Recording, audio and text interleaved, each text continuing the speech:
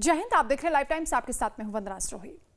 जैसे ही देश नए साल 2026 में प्रवेश करेगा, आम लोगों की जिंदगी से जुड़े कई बड़े नियम एक साथ बदल जाएंगे। ये बदलाव सिर्फ कागजों तक सीमित नहीं होंगे, बल्कि सीधे आपकी जेब, आपकी नौकरी, बैंकिंग, सोशल मीडिया और खेती किसानी पर भी असर डालेंगे। 1 जनवरी 2026 से कई नए वित्तीय और प्रशासनिक नियम लागू होंगे, जिनका असर हर भारतीय नागरिक पर पड़ेगा। तो चलिए विस्तार से आपको बताते हैं और सबसे पहले बात करते हैं बैंकिंग सिस्टम की। नए साल से बैंकिंग सिस्टम और ज्यादा तेजी और पारदर्शिता के साथ चलेगा। अब तक क्रेडिट ब्यूरो आपका क्रेडिट स्कोर हर 15 दिन में अपडेट करते थे, लेकिन 1 जनवरी 2026 से यह अपडेट हर हफ्ते होगा। इसका फायदा यह होगा कि अगर आपने समय पर EMI या क्रेडिट कार्ड का बिल चुकाया है, तो उसका असर तुरंत आपके क्रेडिट स्कोर में दिखाई देगा और लोन लेना पहले से आसान हो जाएगा। इसी के साथ SBI, PNB और HDFC जैसे बड़े बैंकों ने लोन की ब्याज दरों में भी कटौती के संकेत दिए हैं। तो वहीं फिक्स डिपॉजिट की नई ब्याज दरें भी जनवरी से लागू हो सकती हैं। सरकारी और बैंकिंग सेवाओं को लेकर एक और बड़ा बदलाव यह है कि पैन को आधार से जोड़ना पूरी तरह अनिवार्य हो चुका है।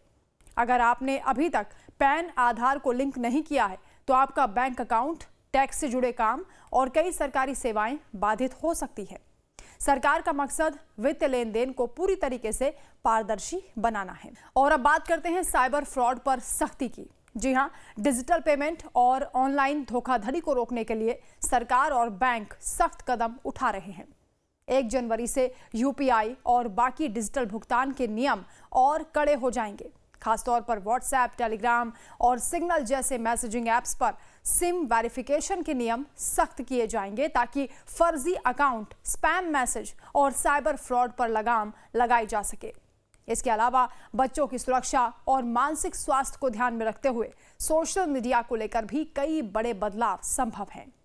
ऑस्ट्रेलिया और मलेशिया की तर्ज पर भारत में भी 16 साल से कम उम्र के बच्चों के लिए सोशल मीडिया इस्तेमाल पर कड़े प्रतिबंध लगाए जा सकते हैं, जिसमें एज वेरिफिकेशन और पेरेंट्स की परमिशन के साथ ही पेरेंटल कंट्रोल जैसे फीचर्स शामिल होंगे, ताकि बच्चे गलत कंटेंट और ऑनलाइन खतरों से सुरक्षित रह सकें। नए साल पर सरकारी कर्मचारियों को तोहफा भी मिल सकता है।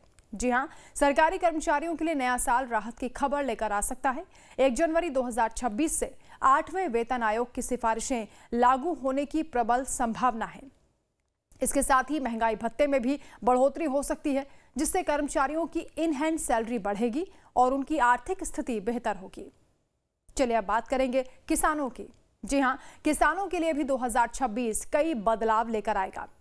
PM किसान योजना का लाभ जारी रखने के लिए उत्तर प्रदेश जैसे राज्यों में किसानों को एक विशेष किसान पहचान ID बनानी होगी। वहीं प्रधानमंत्री फसल बीमा योजना के तहत अब जंगली जानवरों द्वारा फसल को हुए नुकसान को भी कवर किया जाएगा, लेकिन इसके लिए नुकसान की जानकारी 72 घंटे के भीतर देना अनिवार्य होगा। चलिए अब जानते हैं कि नए साल पर प्रदूषण को लेकर कैसे सख्ती बढ़ेगी। पर्यावरण संरक्षण को लेकर दिल्ली NCR में सख्ती और बढ़ सकती है।